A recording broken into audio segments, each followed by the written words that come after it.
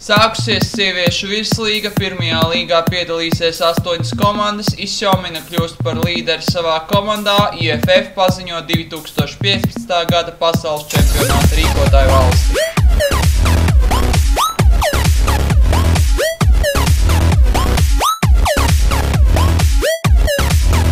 Esiet sveicināti, dārgie klausītāji! Jūs klausāties Floorball News W pirmo podkāstu. Par cik šis ir pirmais mūsu podkāsts, tad nedaudz pastāstīšu par to, kas tad mēs esam un ko mēs darām. Floorball News W ir specializēts floorball mēdījis, kas informē sabiedrību par notikumiem sieviešu floorballā gan Latvijā, gan pasaulē. Uz oficiālu statusu pagaidām nepretendējam, tāpat arī neplānojam ieviest savu mājaslapu vai webblogu.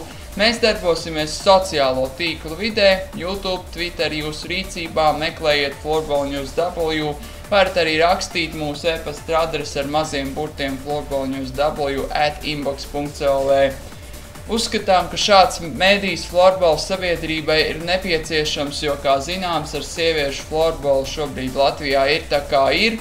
Tas piedzīvo krīzi, tas nav populārs un turklāt šīs problēmas nav atrisinātas un tās joprojām kļūst tikai lielākas. Tāpēc mēs ar savu darbu centīsimies attīstīt un popularizēt šo sporta veidu arī starp dāmām, mēģināsim būt objektīvi, cik iespējams arī operatīvi un sniegt pēc iespējas precīzāku informāciju. Runājot par nosaukumu, droši vien pirmais, kas jums nāk prātā, ir portāls Floorball ziņas LV. Jāsaka, ka Floorball News W mēdīja darbība būs diezgan cieši saistīta ar šo mājaslapu, tātad intervijas, plašāki apraksti un citi plašāki temati, tos jūs varēsiet aplūkot Floorball ziņās. Savukārt pārējais viss vienkāršas ziņas, video, foto, bildes, tas jūs varēsiet aplūkot mūsu profilā. Nedaudz pastāstīšu arī par galvenajām tēmām, kurām mēs pievērsīsim uzmanību un par kurām mēs stāstīsim jums plašāk. Galvenais uzsvars tiks likts uz pašmāju notikumiem sieviešu virslīgas un pirmās līgas čempionātos. Tāpat informēsim jūs par leģionāriem ārzemju klubos, stāstīsim par top 4 valsts čempionātiem, tātad Zviedrijas, Somijas, Šveices un Čehijas spēcīgākajām līgām. Neizpaliks arī izlases un klubu starti pasaules čempionātos un Eirokausos. Nebrīnaties, ja parādīsies arī informācija par kādu citu valsti, piemēram Dāniju, Norvēģiju, Igauniju, Krieviju un tā tālāk, jo galu galā Floorball News W ir mēdījis, kas stāsta par sieviešu floorballu gan Latvijā, gan pasaulē, un šīs 4 valstis, top 4 valstis, nav visa pasaule, taču, protams, galvenais uzsvars tieši tiks likts uz šīm 4 floorballa lielvalstīm. Tagad gan ķersimies klāt pie nedēļas notikumiem. Svētdien ar 2 spēlēm sākās 20. Latvijas čempionāts floorballā virslīgā sievietēm. Ķekavas Bulldogs viesos ar 7-4 pirmo reizi vēsturē izcīnīja uzvaru pār Floorball klubu Ķekava, savukārt RSU savā laukumā ar 5-2 pārspēja Kocēnu Rūbeni. Pirmā spēle bija visnotaļ interesanti, kaut arī sākums bija tāds, kāds viņš bija, un tāds pirmais pa īstam moments radās 6. minūtē, taču 12. minūtē rezultāts tika atklāts un ķekavniecis guva uzreiz 2 vārtus, panākot 2-0. Otrajā perioda pirmā pusē Bulldogs guva vēl 3 vārtus, panākot 2-3. Ķekavniecis ar lielām grūtībām īsi pirms pārtraukuma spēja atgūt vadību.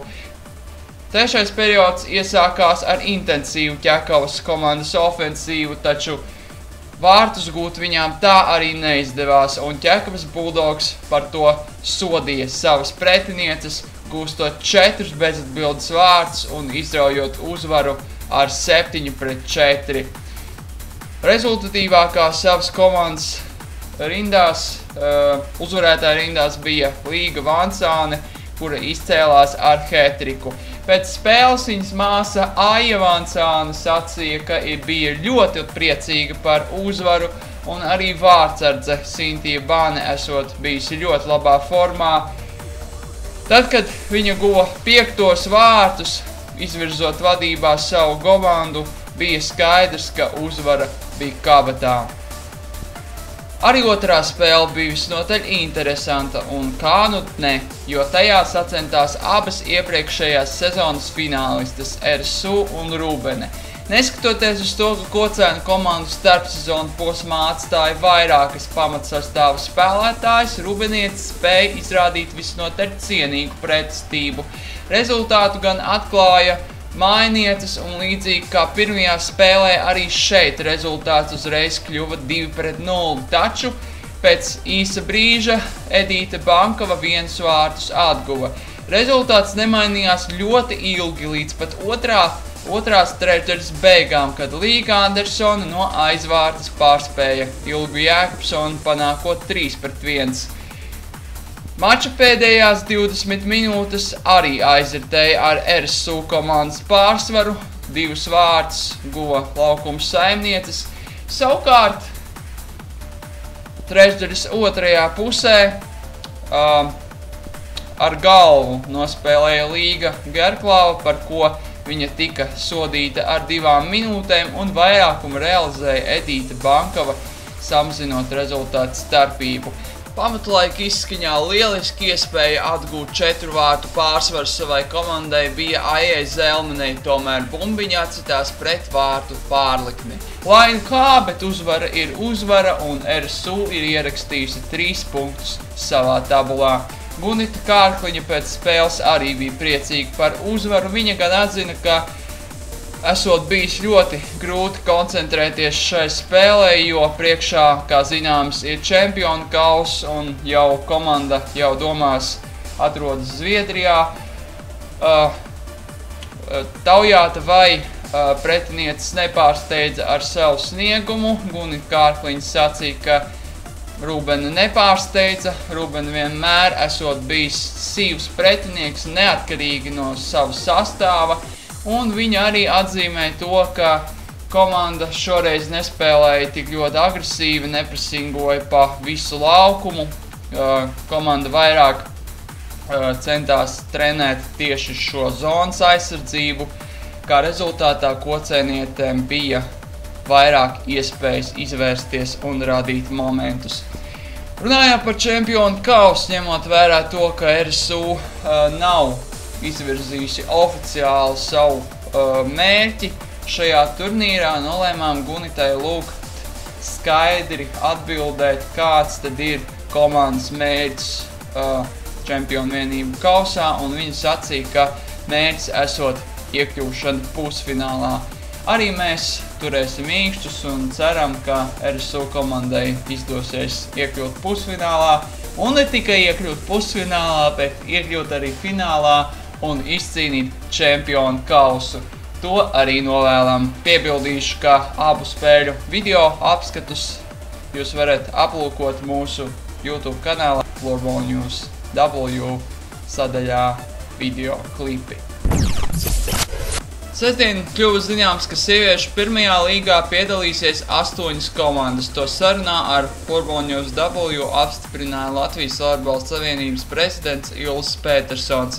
Viņš sacīja, ka čempionātam pieteikušās sekojošas komandas: Rubene 1, Rīgas Lauvas, Irlava Tukums, Kojotī, Liepū, FK Ādaži, Ķekavas Bulldogs un Krustpils. Šī ir ļoti laba ziņa floorball sabiedrībai un tīpaši sieviešu floorballam, un atliek vien cerēt, ka šī virslīgas sezona būs pēdējā un pirmā, kurā piedalījās tikai 4 komandas, un cerams, ka nākamā sezona komandu skaits stiprākajā līgā būs vēl lielāks. 15. septembrī sākās Šveices SML līgas čempionāts. Diānas Isjominas pārstāvētā Burgdorfas Wizards kopš tā laika aizvadījusi veselas 3 spēles. Pirmajā viņas pārstāvētā komanda ar 4-2 pārspēja Bērnas Capitals, savukārt atlikušajās 2 spēlēs komanda piedzīvoja sāpīgus zaudējumus vispirms. Sīvā cīņā piekāpjoties UHC Ofen ar 7-8, savukārt nākamajā dienā ar 2-6 atzīstot viens no līgas favorītu komandām Red Ants Rīčensberga pārākumu. Diānis Jomins šajās 3 spēlēs kopumā guvusi 2 vārtus un atdevusi 3 rezultatīvas piespēles, tādējādi kļūstot par vienu no savas komandas līderēm. Nākamnedēļ jāpiebilst, ka sāksies Šveices kausa izcīņas 8. un Burgdorfas Wizards mērosies spēkiem ar Zug United. Aizītajā nedēļā sākās arī Zviedrijas un Somijas florbola čempionāts sievietēm. Zviedrijas čempionātā pirmajā kārtā pie uzvarām tikušas Jonkapings, IBK Dalend, Djurgårdens, KS Mora, Hudinge un Karlstad komandas. Jonkapings viesos ar 4-1 pieveica Linkapingu, IBK Dalend savā laukumā ar 7-2 sagrāva, tā bija IS IBK, Djurgårdens ar 5-3 pārspēja Xbo, KS Mora viesos ar 9-2 sagrāva Sals Siverstaden, Hudinge līdzīgi pieveica IBF Falun 7-3, savukārt Karlstad ar 5-1 pārspēja bijušās Slaumas Išņevskas un Anitas Šeins pārstāvēto Enter IF. Viena spēle noslēdzās neizšķirti, Ronby ar XU rezultāts 4-4. Toties Somijas čempionātā gan neviena spēle nav noslēgusies neizšķirti. Pie uzvarām tikušas OLS, M-Team, NST, TPS, Classic un SB Pro komandas. Turklāt Classic un SB Pro izcīnīja veselas 2 uzvaras.